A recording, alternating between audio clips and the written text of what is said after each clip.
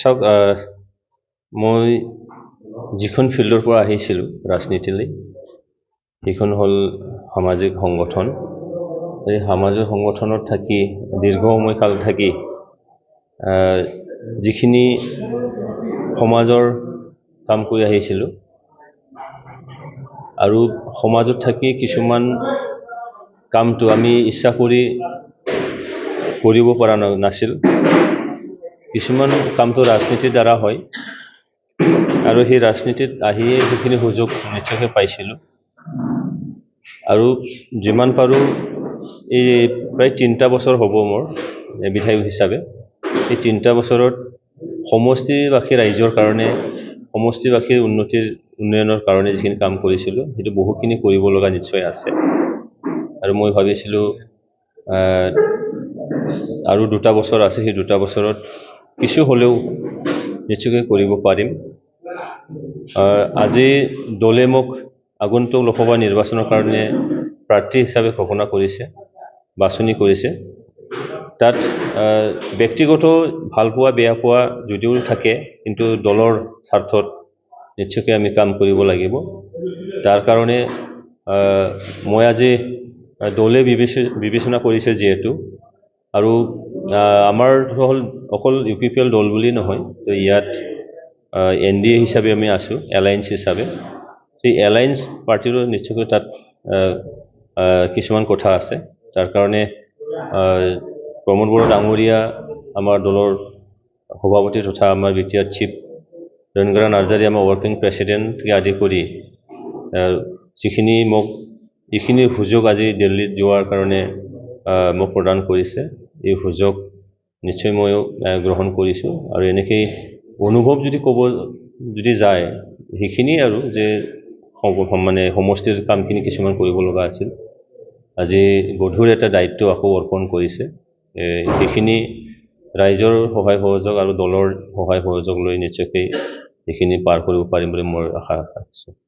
MLA ইলেকশ্যনত আপুনি কেইবাৰ হাজাৰ ভোটত জয়ী হৈছে, MP ইলেকশ্যনত কাৰ লগত আপোনালোক প্ৰতিদ্বন্দ্বিতা হ'ব আৰু কিমান ভোটৰ ব্যৱধানত?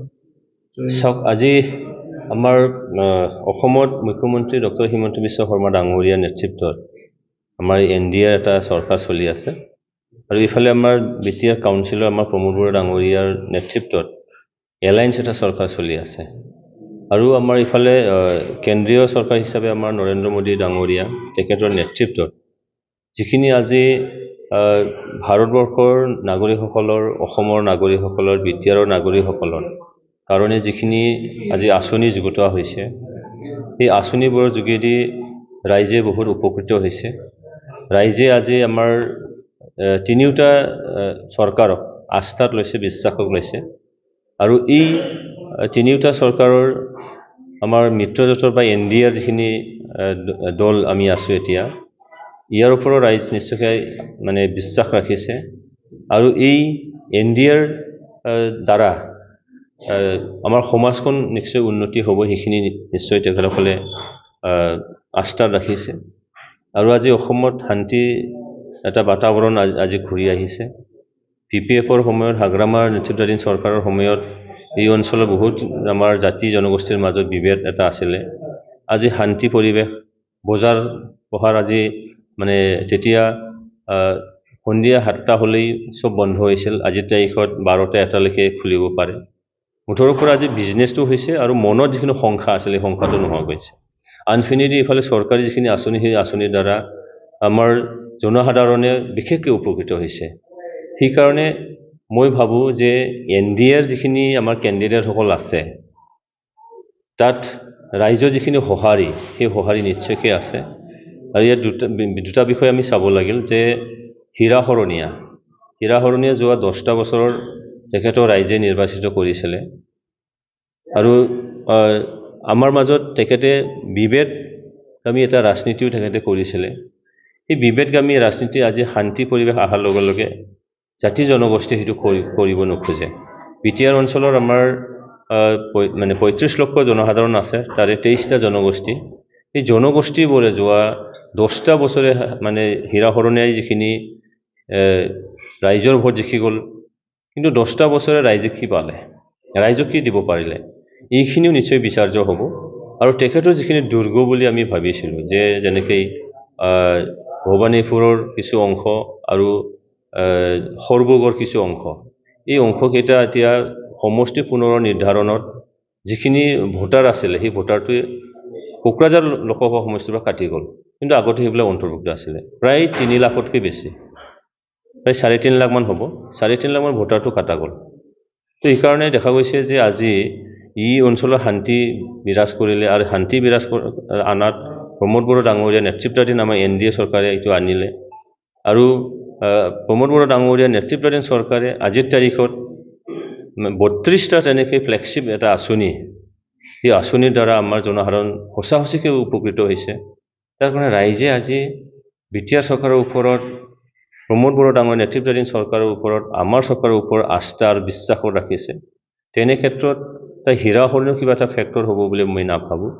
তেখেতৰ যিখিনি ৰাইজক যেনেকৈ 10টা বছৰ MP হৈ এই অঞ্চলৰ শান্তি বিৰাজ কৰা কাম কৰিব লাগিছিলে, এই অঞ্চলৰ উন্নতিৰ কাৰণে কাম কৰিব লাগিছিলে, সেইখিনি তেখেতে পাৰা নাই। আনপিনিতে আজি BPFৰ কথা যদি আমি কওঁ, তাত দেখা গৈছে যে তেখেতসকলৰ প্ৰাৰ্থী 3জনৰ নাম পেনেলত আহিছে। প্ৰমীলাৰাণী ডাঙৰীয়ানী বাইদেউতে নিজে কৈয়ে ল'লে যে BPFৰ অৱস্থা আজিৰ তাৰিখত ঠিক নাই, অৱস্থা ঠিক নহয়। আনপিনিতে 2জন থাকি গ'ল, ইফালে খাম্পা বৰগাৰ আৰু এজন। এই 2জনৰ মাজত আজি ছ'চিয়েল মিডিয়া যেনেকৈ গৰমাগৰমি তেখেতৰ কথা কাটাকাটি হৈ গ'ল, নিজৰ মানে দলে প্ৰক্ষেপ কৰা প্ৰাৰ্থী 2জনৰ মাজত যদি এনেকৈ অৰিয়া গ'ল, নিজৰ মানে দলে প্ৰক্ষেপ কৰা প্ৰাৰ্থী 2জনৰ মাজত যদি এনেকৈ অৰিয়া এটা কাজিয়া হৈ যায়, তেতিয়া তাত জনসাধাৰণ বিমৰত পৰে বা তেখেতসকলৰ প্ৰাৰ্থী তেখেতসকলৰ মানে পাৰ্টীৰ ছাপোৰ্টাৰসকলে আজি বিমৰত পৰিছে। তো সেইকাৰণে দেখা যায় যে তেখেতসকলৰ সেই অৰিয়াতেই নিশ্চয়কৈ সৰহসংখ্যক তেখেতসকলৰ ছাপোৰ্টাৰসকলে আজি অইন এটা ৰাস্তা তেখেতসকলে নিশ্চয়কৈ বিচাৰিব। তো সেইকাৰণে তেনেকুৱা এটা অৱস্থাত BPF দলেই হওক, হীৰা হৰণীয়াই হওক, আৰু হীৰা হৰণীয়া আজি তেখেতে মানে নিশ্চয়কৈ আজিৰ তাৰিখত তেখেতে যোগ্য বিবেচিত হয়নে নহয় সেইটো এটা প্ৰশ্ন আছে।